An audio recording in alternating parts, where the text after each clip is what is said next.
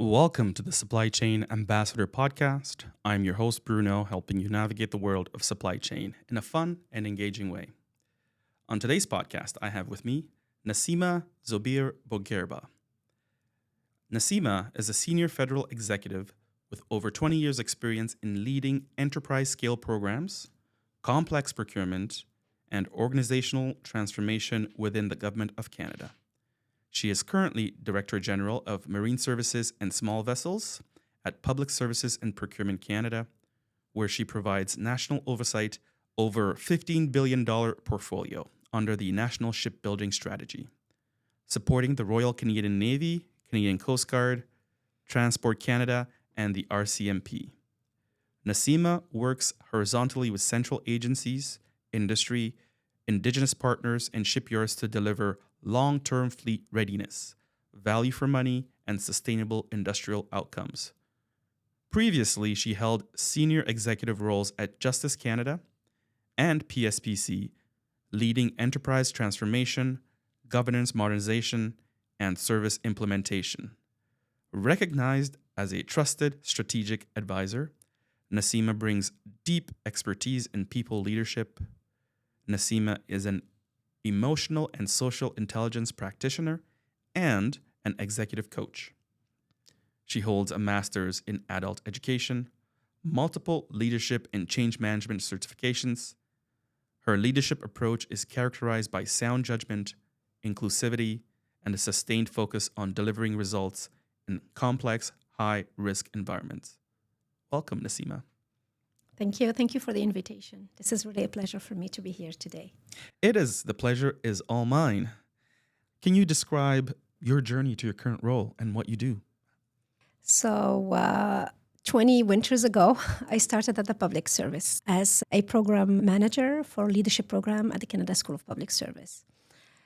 It was a highlight of my career because I met with leaders, deciders of the public service, executives, and I learned so much from them. And it brings my confidence in what leading in the public service would mean and opened the door for me actually to become an executive. And this is how I led many executive positions.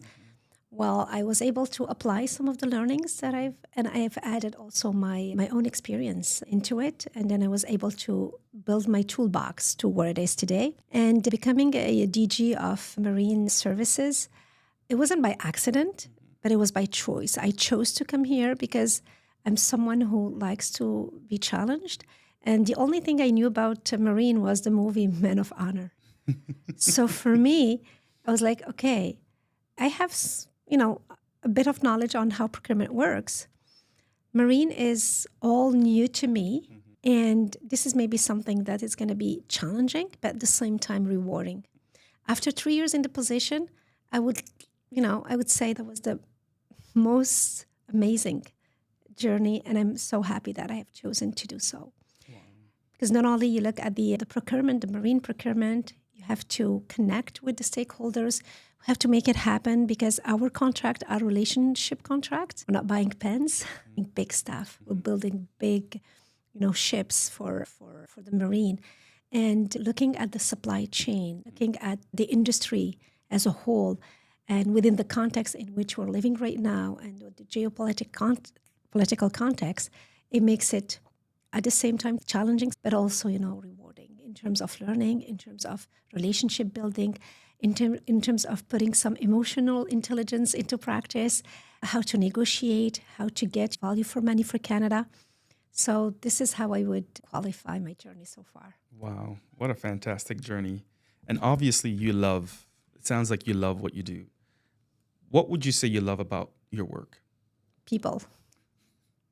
It's really, what makes it happen is people. When I say people, it's everybody has a role, in this, I would call it an ecosystem. And everybody comes with a good intention. We're surrounded by experts in the procurement. And then when I say people, this needs to be to have a foundational pieces around competencies. How to deal with difficult situations, how to be fair and transparent, into the process of procurement. Because something that is a long-lasting procurement process, it starts with a conversation. And this conversation starts with the clients. And after that, there is a process to which, okay, there is a value for money for Canadian. Let's seek for the industry feedback. How does it fit into the whole picture? So when I say people, it's not only my people, but everybody around the table. So we start building this healthy, productive conversation that lead actually to a good contracting mechanism.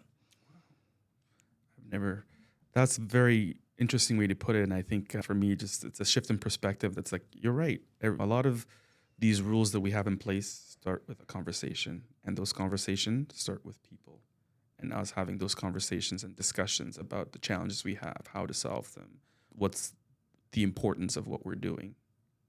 Have you found any misconceptions about what you do? Absolutely. When I started, I heard a lot of people, and it wasn't a critique. It was just an assumptions that procurement is the issue. Nothing is working because the procurement is slow.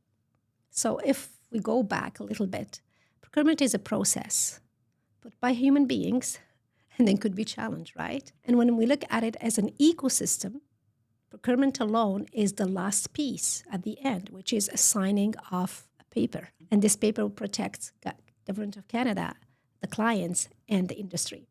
But the whole process of the ecosystem there is a process within a process. So how can we make it agile, make a decision faster, and have a common understanding of the goals and the outcomes? So this is what we're trying to look at it now, and then maybe change this misconception. And then it's not by justifying, but it's just making everybody accountable along the way the process. And we're seeing some results. It's not about only the procurement, it's about the start of the process. How are we doing it from the very beginning? And then how can we change it? And along the way, there are some policies that comes in, like buying Canadian, Indigenous participation, for example. So all this has to be put into consideration. So all these changes has to be put in fast, on time, so that we can deliver what we need to deliver for the Canadian Armed Forces. Wow. Sometimes when my clients reach out to me and say, hey, I need your help, I don't understand procurement. And I go, great, I don't understand the technical side of things. So you're right, absolutely right, that it's the bigger picture from start to finish. We're all involved at every stage of the process. Procurement may be at the end, but having that conversations with us early on and us working together throughout the entire chain makes our outcomes better and just smoother. Absolutely. Is there any trends or shifts that you see coming, and how should we prepare for them? Yes. Right now, procurement, or even our way of living, is being shaped by the geopolitical context. When I talk about defense procurement, it's more shaped by the resilience of the supply chain, the workforce shortage. So there is a reality in which we need to look at it as a big picture and within the context. And in this, there's people. So we need to equip our people not only with the technical side of it, but also with the skill set. Being agile, what does it mean? Listening more. Don't come to conclusion fast.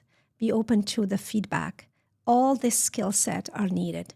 And to add to the complexity, AI and technology, it's another reality. How are we integrating AI in our processes? What are the danger of, what is the data stored when it comes to AI and technology? And we always say, whenever there is a transformation, it gets worse before it gets better, right? So how can we equip and support our workforce to actually be agile, AI savvy, and then be able to do things in a more appropriate and also in a faster way as well. So to use that technology that is available to actually make things better. So here are the changes that are happening, and the change is becoming part of our everyday life right now. So whether at home, at work, at school, everywhere. So how can we adapt to change, and how can we create this agility within ourselves where it's okay to change and it's okay to challenge the change as well? Because not all the changes are accurate or make sense. So it's complex. It's complex, and then self-awareness is part of that as well.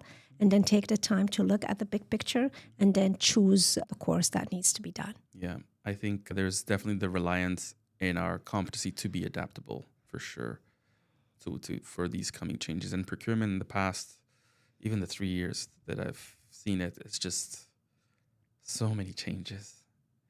But that's our reality nowadays. It's like learning to adapt, but also challenge or question, like you said, some of the changes, but also learning to adapt and utilize the changes in a positive way. Has there been any lessons that you've learned recently that has changed for you how you operate?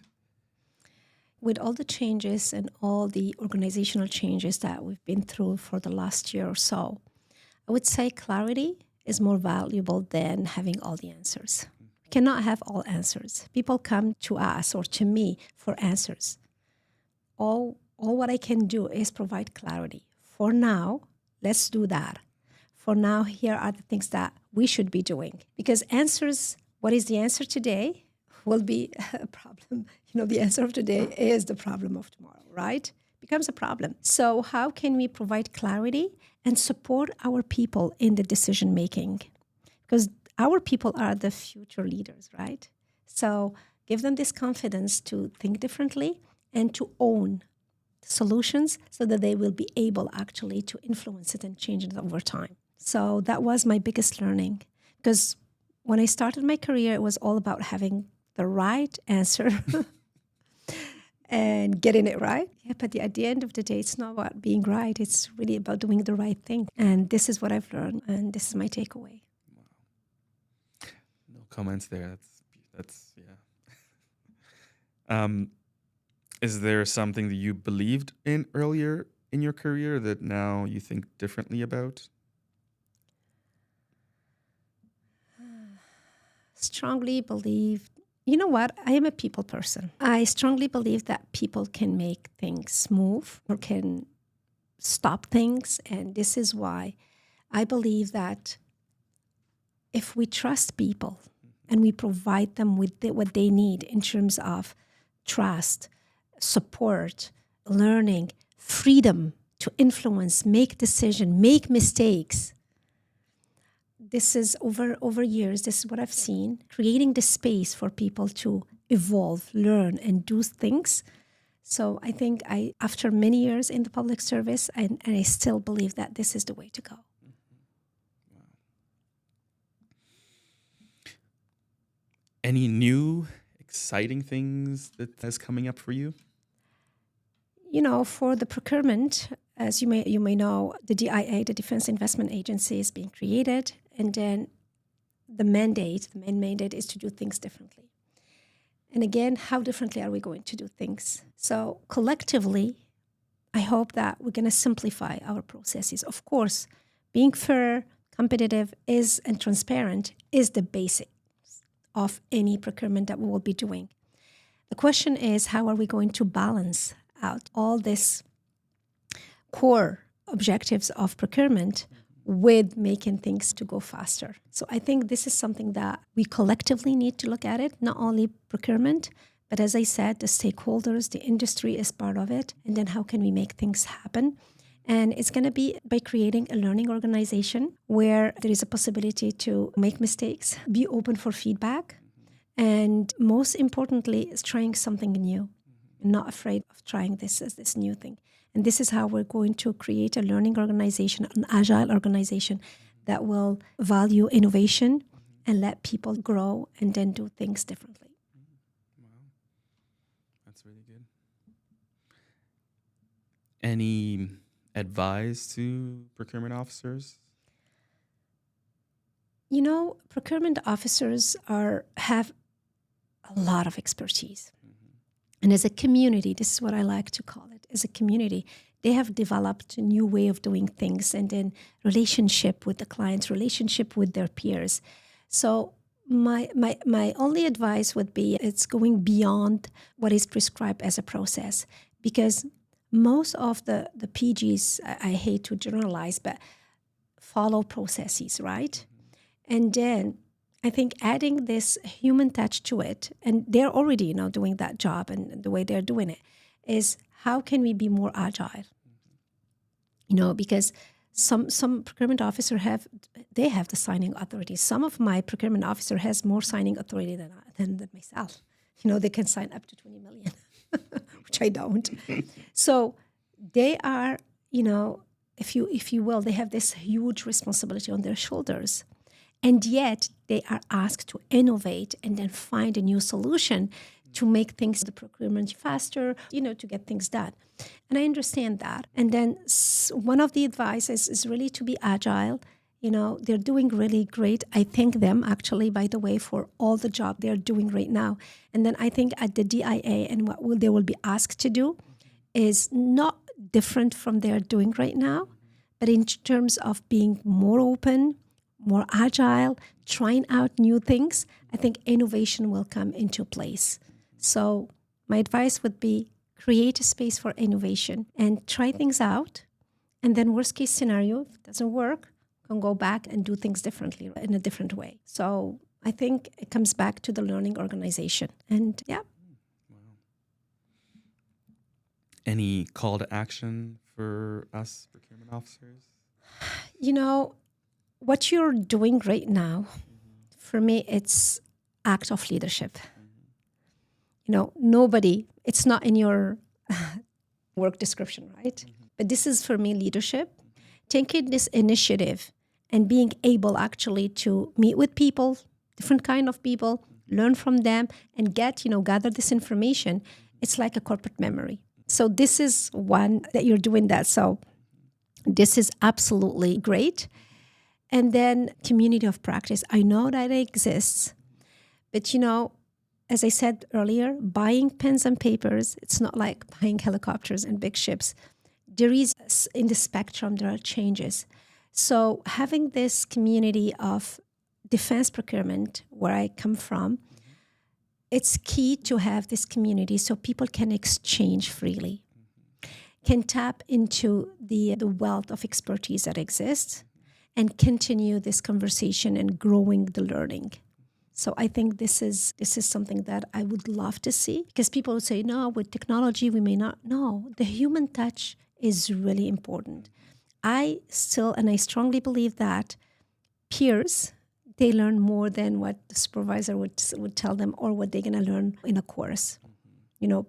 Transfer of knowledge, especially now that we have a lot of people that will be retiring in the next 10 years. So peer learning, corporate memory transfer is key. And building and continuing on the community or PG community is key for the success of procurement, for sure. Absolutely. Well, you've answered all my questions that I had on for today. I wish I had more. I have more questions to ask you. I wish I had more time to go through all the knowledge that you have. You shared some very insightful things for us that I think I'm going to take home to digest and rewatch this episode, because I think there's just so much valuable insights in what you're sharing. Thank you for coming on to do this. And I'm opening the floor to you. Is there any other comments you'd like to make? I would say, the future is brighter, and the geopolitical situation, the context that we're living in is a good indicator for us to do things differently. But with all what's happening around us, I think we have to change our way of thinking. There is no doubt on that one. And I think you are the future leaders as yourself. I see innovation right there. I see the willing to do things differently. And this is a great example. And thank you for hosting me today. Thank you so much. Well, there you have it. Nassima giving her valuable insight on the procurement world. We thank her once again for coming to share with us in this podcast. Please do like and share this podcast to those who may find value in it. And with that, we will see you on the next episode. Thank you, and bye-bye.